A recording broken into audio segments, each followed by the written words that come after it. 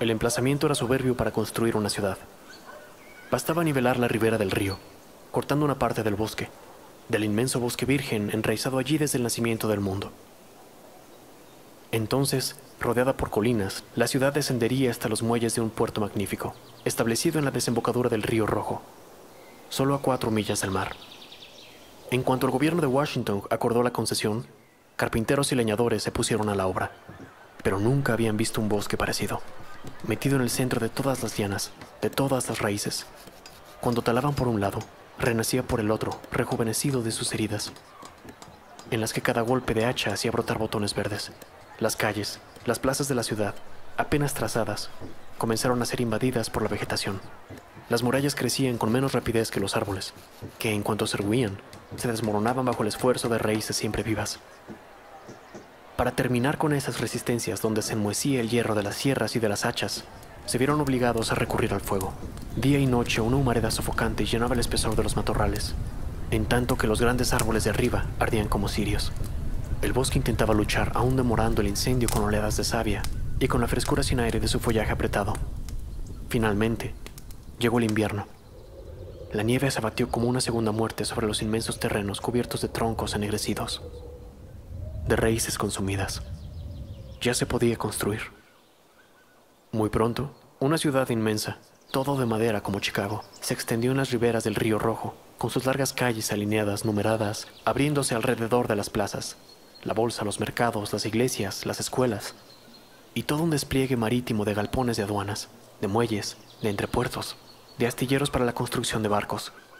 La ciudad de madera, Woodstown, como se le llamó, fue rápidamente poblada por los secadores de yeso de las ciudades nuevas. Una actividad febril circulaba en todos los barrios, pero sobre las colinas de los alrededores, que dominaba las calles repletas de gente y del puerto lleno de barcos, una masa sombría y amenazadora se instaló en semicírculo.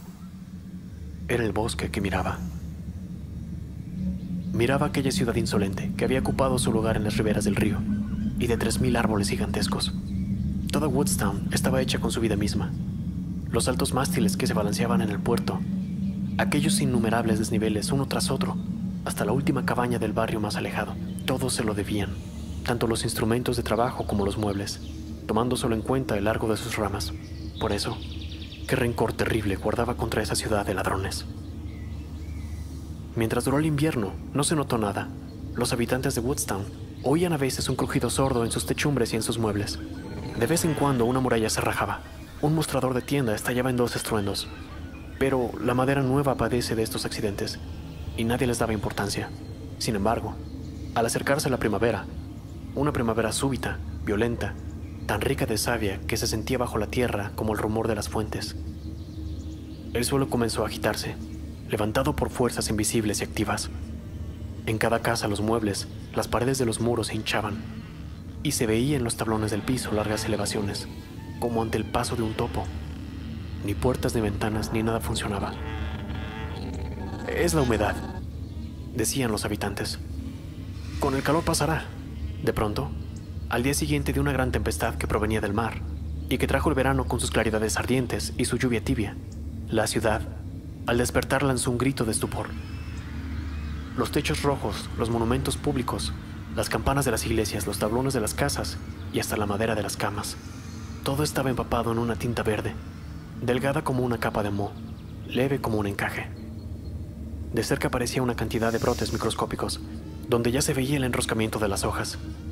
Esta nueva rareza divirtió sin inquietar más, pero antes de la noche, ramitas verdes se abrieron en todas partes sobre los muebles, sobre las murallas. Las ramas crecían a ojo vista. Si uno las sostenía un momento en la mano, se las sentía crecer y agitarse como alas. Al día siguiente, todas las viviendas parecían invernaderos. Las lianas invadían las rampas de las escaleras.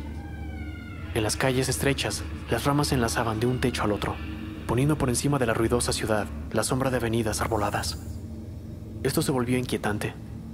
Mientras los sabios reunidos discutían sobre este caso de vegetación extraordinaria, la muchedumbre salía afuera para ver los diferentes aspectos del milagro, los gritos de sorpresa, el rumor sorprendido de todo aquel pueblo inactivo daba solemnidad al extraño acontecimiento.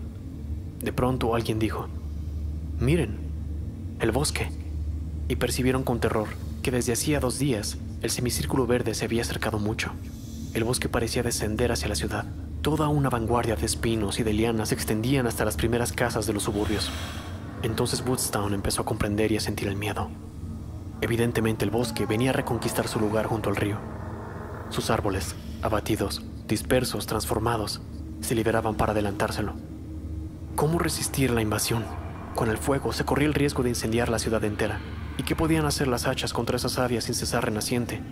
Esas raíces monstruosas que atacaban por debajo del suelo.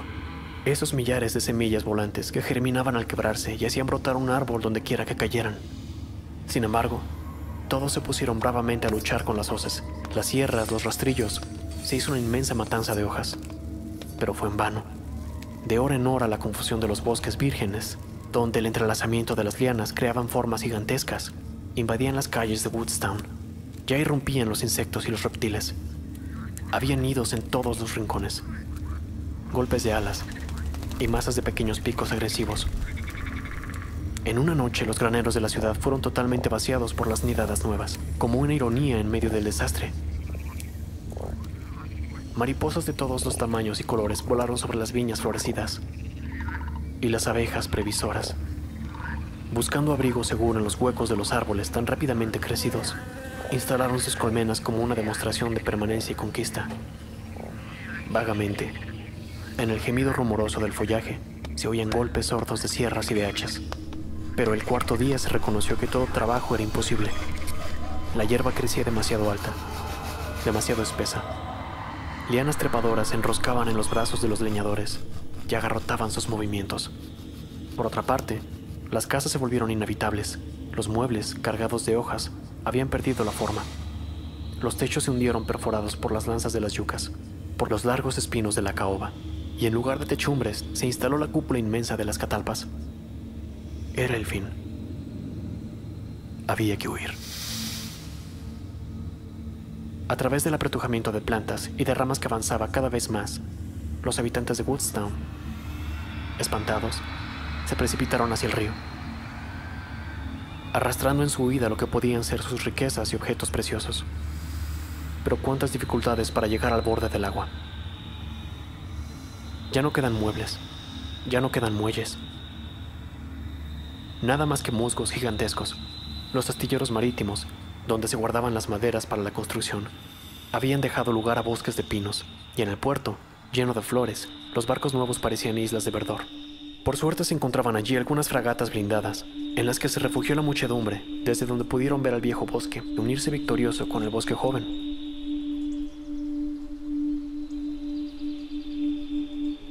Poco a poco los árboles confundieron sus copas y bajo el cielo azul resplandeciente del sol, la enorme masa de follaje se extendió desde el borde del río hasta el lejano horizonte. Ni rastro quedó de la ciudad, ni techos, ni de muros. A veces, un ruido sordo de algo que se desmoronaba, último eco de las ruinas, donde se oía el golpe de hacha de un leñador enfurecido, retumba en las profundidades del follaje. Solamente el silencio vibrante, rumoroso, zumbante de nubes de mariposas blancas giraban sobre la ribera desierta, y lejos, hacia alta mar, un barco que huía, con 3 grandes árboles verdes erguidos en medio de sus velas. Lleva a los últimos emigrantes de lo que fue Woodstown.